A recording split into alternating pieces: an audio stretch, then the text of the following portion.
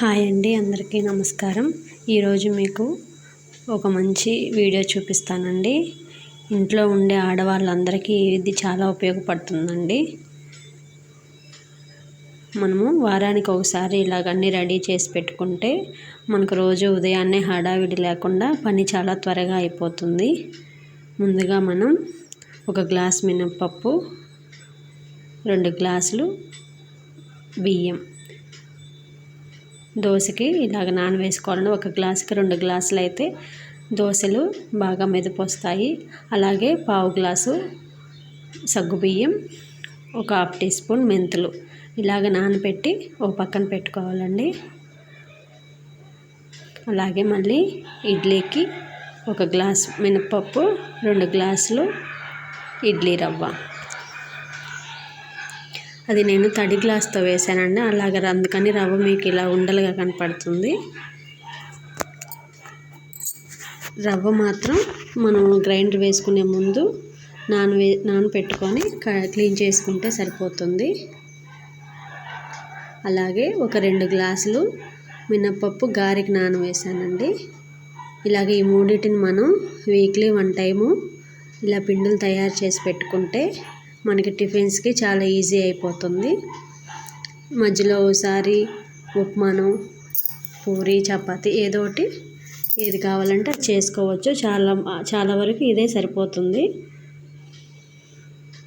ఇలాగా నానపెట్టి మూత పెట్టేసి ఒక పక్కన పెట్టుకొని నానిన తర్వాత ముందుగా మనం గారెపిండి వేసుకోవాలండి. గ్రైండరు సాయంత్రం అండి, ఉదయం నానపెట్టాను, ఇప్పుడు సాయంత్రం. అల్లం పచ్చిమిర్చి వేసి ముందుగా గారెపిండి వేసుకోవాలి.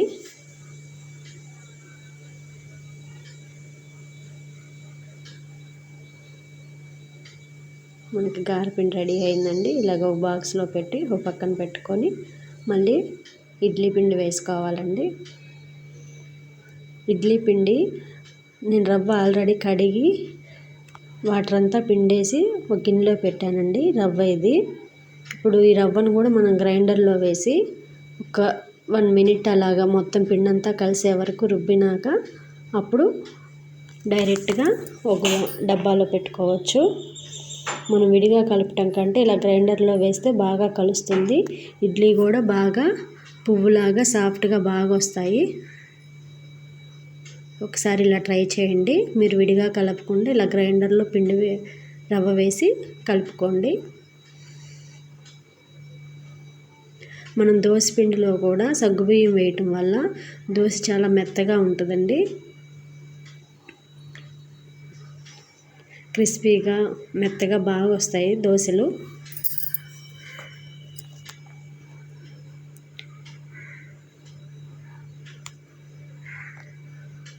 ఇది దోశపిండి అండి. దోశపిండి కూడా మనకి అయిపోయింది. పిండ్లన్నీ గ్రైండర్ వేసుకున్నాం.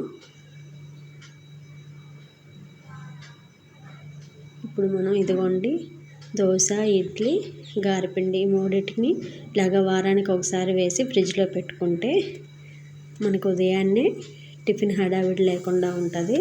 అలాగే అల్లం వెల్లుల్లి పేస్ట్ కూడా ఇలాగ వారానికి ఒకసారి వేసి పెట్టుకోవాలి. అలాగే కొబ్బరి కారంకి ముందు కొబ్బరి, ఎండుమిరపకాయలు, ఉప్పు ఈ 3 వేసినాక మిక్సీ పట్టి తర్వాత వెల్లుల్లి వేసుకోవాలండి. ఇప్పుడు ఇలా ఈ కొబ్బరి కారం కూడా ఒక డబ్బాలో పెట్టుకోవాలి. అలాగే వేరుశనగపప్పు అండి. వేరుశనగపప్పు కూడా మనం ఒక 1/2 కిలో అలాగా మీడియం ఫ్లేమ్లో బాగా ఫ్రై చేసుకొని చల్లారిన తర్వాత ఒక ప్లేట్లో పోసుకొని చల్లారిన తర్వాత ఒక డబ్బాలో వేసి పెట్టుకుంటే మనకి డైలీ చట్నీ కూడా త్వరగా చేసుకోవచ్చు. ఇప్పుడు ఇది ధనియాల కారం అండి. ఎండుమిరపకాయలు, ధనియాలు, జీలకర్ర, కొంచెం ఒక 1/2 టీ స్పూన్ మినప్పప్పు, వెల్లుల్లి, చింతపండు ఇవన్నీ వేసి లైట్గా ఫ్రై చేసుకొని మంచి స్మెల్ వచ్చే వరకు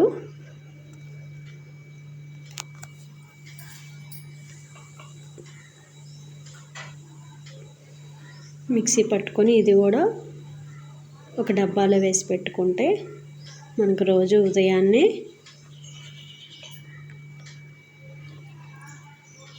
త్వరగా అయిపోతుందండి పని. ఇదిగోండి ధనియాల కారం. అలాగే నేను డైలీ వారానికి ఒకసారి ఇలాగ గరం మసాలా, ధనియాల పొడి అన్నీ ఇలాగే రెడీ చేసి, యాలకుల పొడి అన్నీ ఇలాగే డబ్బాలకి చేసి పెట్టుకుంటానండి. ఈ వీడియో కనుక మీకు నచ్చినట్లయితే లైక్ చేయండి, షేర్ చేయండి, మా ఛానల్ని సబ్స్క్రైబ్ చేసుకోండి. Thanks for watching.